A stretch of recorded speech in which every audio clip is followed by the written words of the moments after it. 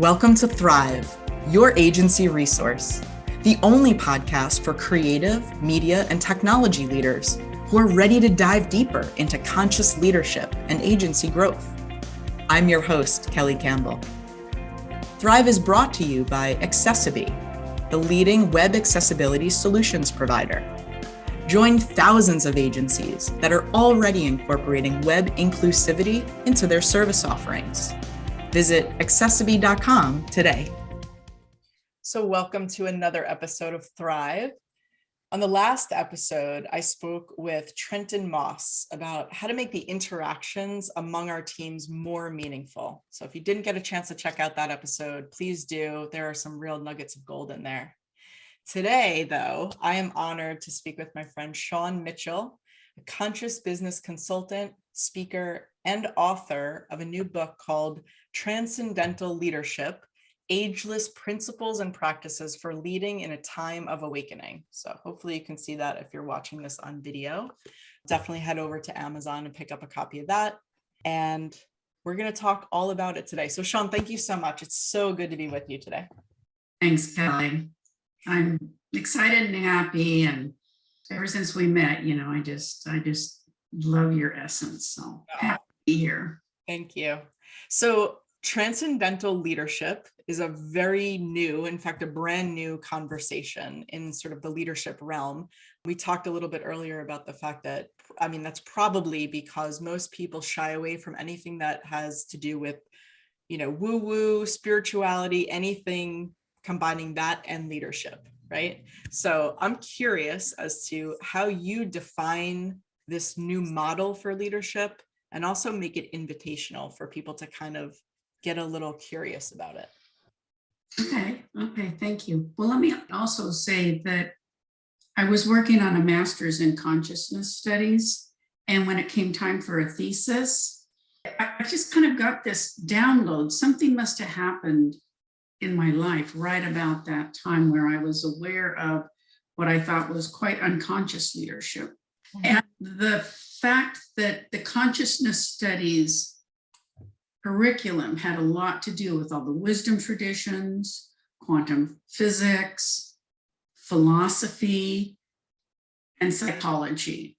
And a lot of it was, you could say, sort of spiritually based to some degree, but it was all around the nature and in our attempt to understand consciousness. So having learned transcendental meditation when I was 20 and having been raised Catholic at Catholic schools and having a long time but a comfort zone in being reflective and having comfortable with silence and solitude and things of that nature, I was really wondering how come there's not a narrative or a conversation about the fact that maybe we could access states of transcendence, have ourselves informed, our being informed by what we might call universal wisdom or God or spirit or the one mind and so on. Those could be all interacting kinds of constructs that would inform our doing. So our being, loving, compassionate, serving the whole,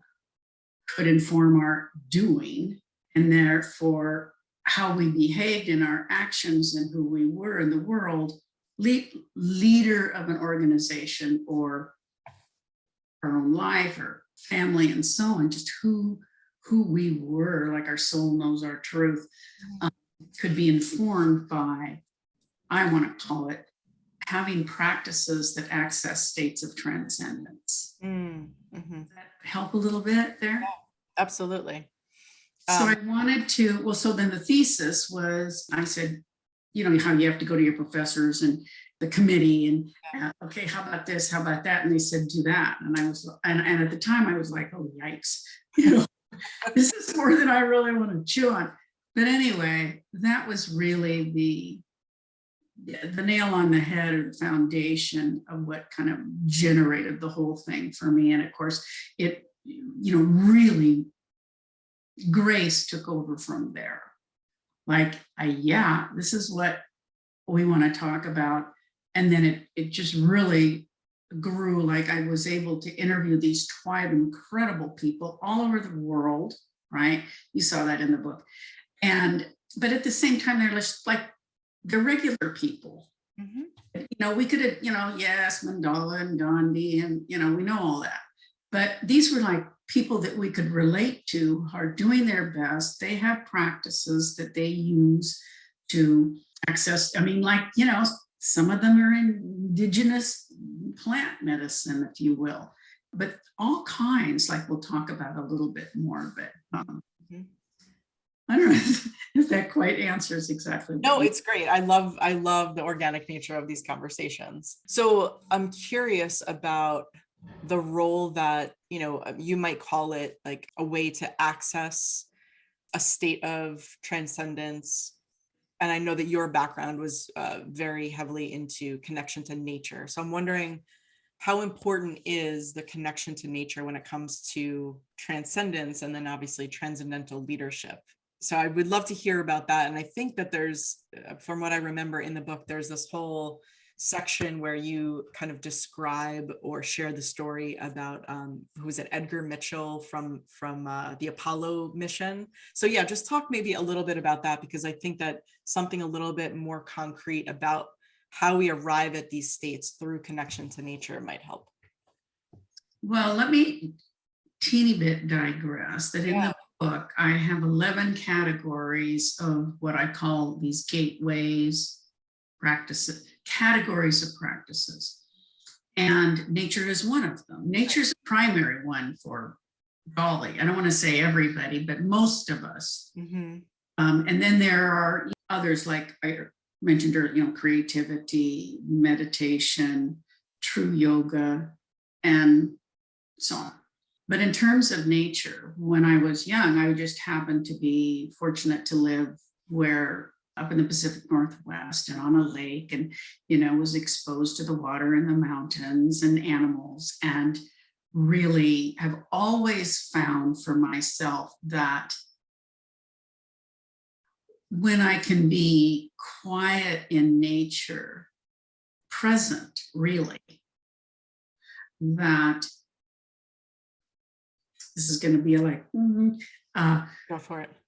Yeah, well, the essence and vibration of our natural world is so extraordinary. And as we learn more, we're learning about fungi, we're learning about, trees communicate, we're learning about animal whisperers, right? I mean, that's scratching the surface. Right.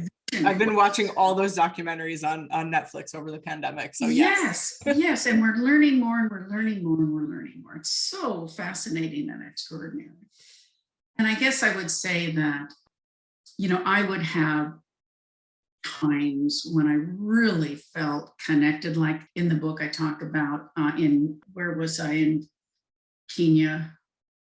It was a night out on this island, and everything turned into the oneness of nature. I thought I was going to have a vision, but then I realized that the vision was God in nature.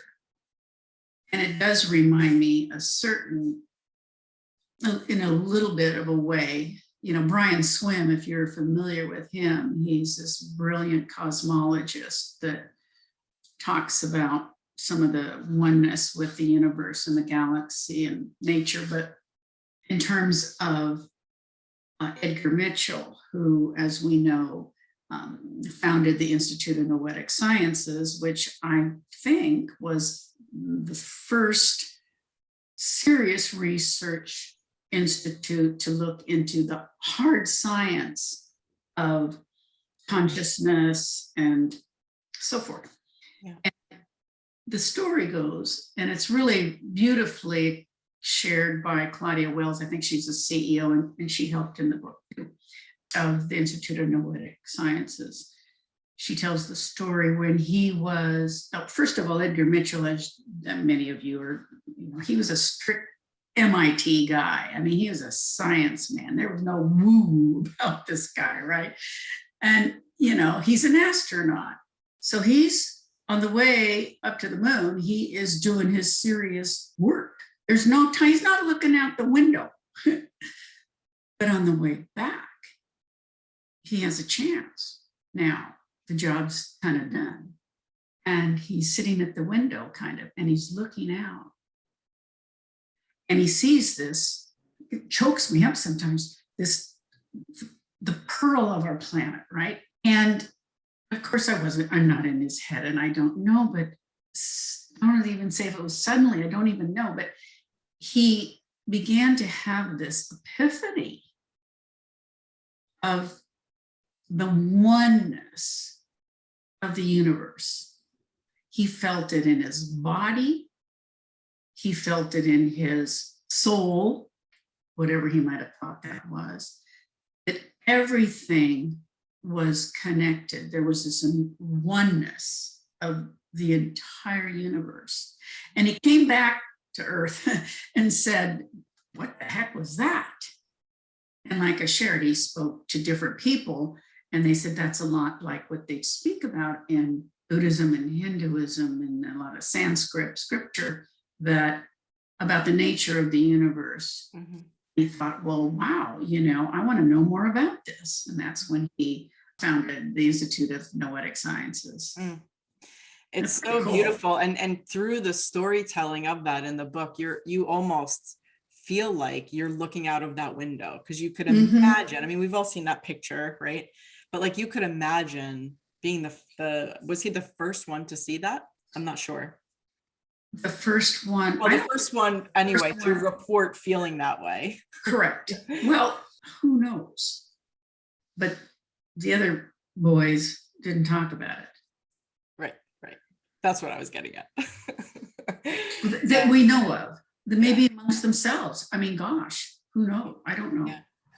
Yeah, there's so much awe in that. And so this whole idea of looking at the planet from so far away from it and realizing, well, that is so colossal, and also it's such a part of me and I'm such a part of it, and like, right, so that's where that whole oneness kind of like connection to nature came from.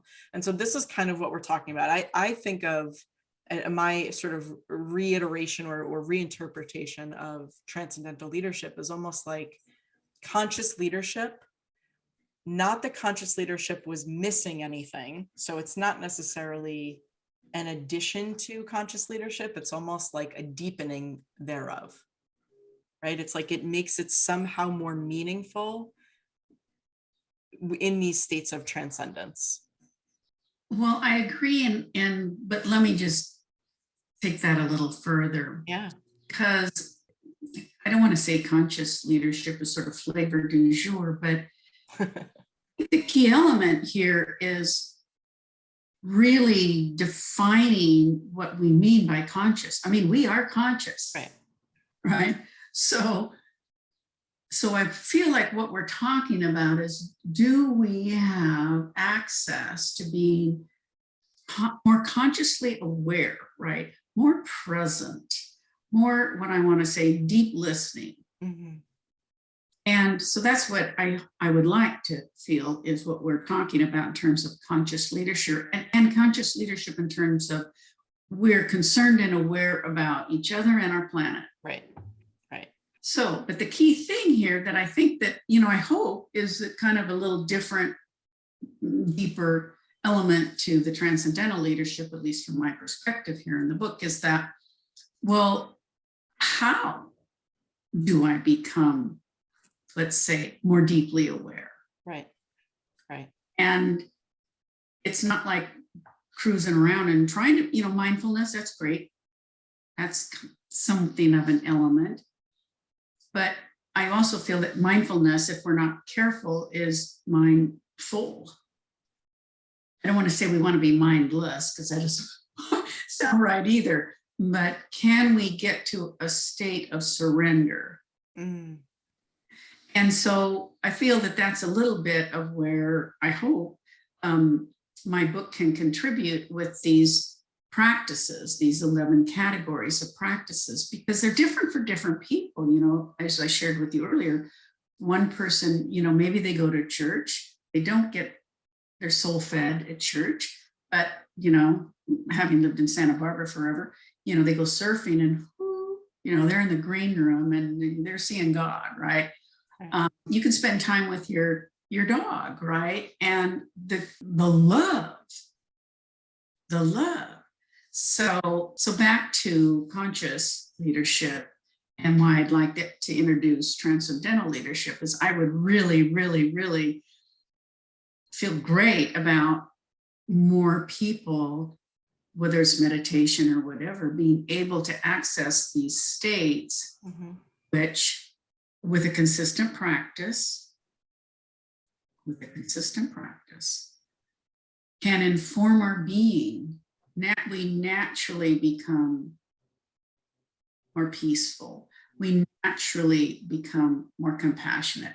We naturally become more empathetic. We naturally become deeper thinkers and deep dialogue, deep listening. And those traits then translate because our being, our frequency, right, has shifted. Someone could be sitting next to you and they're like, who is this person? It feels good to be with them. Yeah. Right? We can't always put our finger on it, but what is it about them that feels like I can be authentic? Yeah. So I hope people can, I want to say lead, so their being can inform the doing. Yeah. Did you know that 1 out of 5 people in the US is living with some form of disability? I'm proud to partner with Accessity as they work toward the mission of making the web accessible to everyone. It's time to prioritize inclusivity. Ensure that your own website and your client sites can be accessed by all and that they're ADA compliant. Head over to accessity.com/thrive to learn more about their agency partner program. Now, back to the show. Yeah, and if leadership is actually more about influence than anything else, and part of that influence is, I really like this person. I want to follow this person. I want to support this person and their vision. And it's not just that, because you're talking about it in the context of likability without understanding, like, what is it about them that I like? It's energetic, right? Let's say it that way. So the more that we as leaders have these practices, these consistent practices, there's a filling up of us, right? A different way that we vibrate, a different energy that we put out that will naturally magnetize people to us, right? And not because we're going to do something with that, have power over them or something like that. We're going to use it in a really beautiful way. And so that's where, I don't know, I loved this book. I have to tell you that, because for me, it wasn't about that there was a conversation missing so much as this was like a way in that felt deeper to me. I keep saying that, but that's what it felt like to me. I'm like, oh, this is another layer, to get into the actual practice of, like, everyone has these questions. Where do I start? They're reading this book and it's like, well, or before they read it, how do I actually start to access these states of transcendence that you talk about? It sounds amazing, but how do I actually start to do it so that I can focus on being more often than I'm doing? And if you're telling me that that's going to inform my behavior as a leader, like, please give me some guidance. So what would you say if someone was interested in starting to access those states? Well, I want to hopefully keep in my mind 2 things about this. The first one is when you were talking about energy. Science tells us that there's brain frequencies and so forth, right? We've got the gamma, delta, alpha, all those. And we certainly have research on meditation that generates wavelengths, right? And they're at a hertz level, right? And a C sharp is going to attract mostly C sharps, and a B flat is going to, like a tuning fork, is going to attract the B flats. And I'm just using that as a generality. So the idea that as you access these ways of having an energetic frequency that's, I'm going to say higher, but I'm not going to say that it's higher or lower, but it's higher. You're like a tuning fork. You're not only do you attract those of like energetic frequency, but you also will inform and change the energetic frequency of someone near you. They can be in the grocery line. Mm-hmm. Yeah. So, and this is all science-based, right? Yeah, this is where we're getting into like quantum physics and all That's of that. right. Yeah. And I think that that's an important consideration. Yeah. Because it's not just woo-woo. Right. Not that there's anything wrong with woo-woo. I mean, well, I'm woo-woo, I've been told, my kids tell me I'm woo-woo, so I'm like, well, but I have to say that I'm pretty pragmatic and got a foot in the business world too. Yeah, exactly. So I want to just say about the energy and so forth. And then going over to, well, how can I get there, right? And like I said, I've outlined these categories and I have written down 11. Now, the key thing here, and people are welcome to communicate with me because this is one of the things I coach about, like, how do you find which one is mine? Mm-hmm. Change over our lifetime. For example, when I was younger and I have 5 brothers, okay? I was the only girl. I was like a pretty serious athlete. And athletics with snow skiing or water skiing or horses, that was a portal for me. Well, I've had my tumbles and bumbles since then, and that's not really one of my categories anymore, but nature and meditation are 2 primary ones. Mm-hmm. I feel like the key thing is for a person to, if they don't know already, to experiment. Mm-hmm. And like I said, I hope to do a workbook about this, but to experiment within these categories. And they're fairly detailed in the book. And then the key thing is once you find 1 or 2, and they can't, like I said, morph over your lifetime, it really requires a consistent practice. Mm-hmm. Consistency is the key. It is. And, any bona fide, I'm going to say meditation teacher, but any bona fide coach, I'll tell you, keep practicing, mm-hmm. right?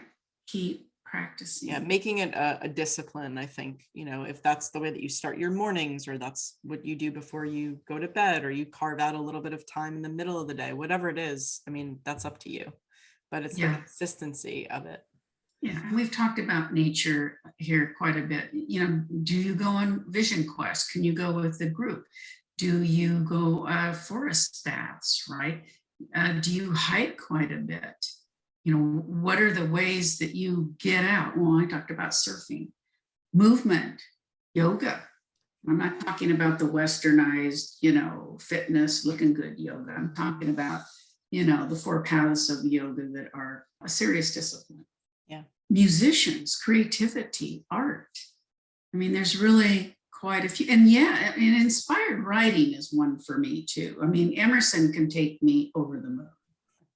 And sometimes when you read Mary Oliver, perhaps. Sure. Oh, yeah. Yes. I mean, just so, and it's fun to play, to like, well, and if you got someone to play with to kind of help, like, okay, let's go check this out or check that one out and see if your heart sings, see if, you're going to know because Source, God, Spirit, the universe, so wants to speak through us, I feel. It's yearning. I mean, the state of our world is so tragic right now that we just really need to be in touch with our soul source and to let that, like I say, inform our being, which can inform our doing and leadership. Yeah. So that's actually a really good segue, because I'm sure a lot of the people who are listening or watching are like, okay, this all sounds great. I want more of that in my life. And also, like, why do I have to do this? Right. Or, is this really, are you talking about this as like a choice, a nice to have? I mean, my contention is that it's not a nice to have. There is a sense of urgency to kind of move toward this path. And there is Can I just jump in for 1 second? Yeah, please. It will create flow, synchronicity, grace.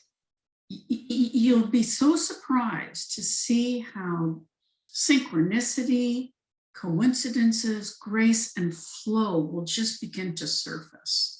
And you won't be like pushing up against things as much. Less resistance, more alignment. Yeah. I was just going to read from, there are about 2 paragraphs in here that I feel, when I was reading this, I guess it's probably in the second half of the book, it was very moving to me because it was all about this kind of sense of urgency as to why we need to do this. And I thought this might be nice to read. So if you don't mind, I'm just going to do that. So this is in a section called Alignment with Transcendence is an Imperative of Our Era. We are in the midst of a very serious yet necessary shifting of the consciousness of everyone on the planet. In this transitional period, we are being given the opportunity to press the refresh button. We are at a critical choice point because of the intersection of multiple simultaneous crises. The global family is experiencing all manner of breakdown and tragedy, ranging from viral outbreaks and climate change to social oppression and economic disparity and uncertainty. Those of us who are in positions of influence must take responsibility for our being and begin aligning ourselves with the deep knowing and wisdom that is accessible to each of us, intrinsically available, and which is our cosmic heritage. How can it not be? If the God spark is what created the cosmos, how can it not be within us as well? It's therefore imperative to reach towards the possibility, the silver lining of hope, that we will change our old, collective, blind leading the blind behaviors and begin to unite for the sake of each other and future generations. The moment of choice is now. I get chills every time I read that, Shawne. Yeah, that was pretty good. If you don't say so yourself. I tell you, I mean, so much of this was just sort of like, Shawne, get out of the way and just surrender put on paper and then get an editor to help, But well, thank you. But really, I mean, I'm not bright enough to write all that myself. Maybe I am. I think you are. And thank you. Thank you for putting this out into the world. Thank you for, talking with me about it today. I will put some show notes, put a link to that on Amazon in the show notes. But thank you so much, my friend. It was so, so good to talk to you and to just have this conversation. And wherever it went, it went. I hope that everyone got some value out of it. And hopefully we've inspired a little bit of play and joy and curiosity. And just really hopeful that if you're listening or watching, that you get a chance to kind of experience one of these states of transcendence, not just one, but multiple times. Thanks, Shawne. That's the key thing. They're all available. They're all available. They're all available. Thank you so much. I hope you enjoyed this episode. Be sure to subscribe wherever you watch or listen. And a final note of gratitude to the official sponsor of Thrive, Accessiby, the leading web accessibility solutions provider. Learn more about the win-win proposition and keep your clients' websites inclusive and compliant. Be sure to check out their partner program for your agency today at accessiby.com/thrive.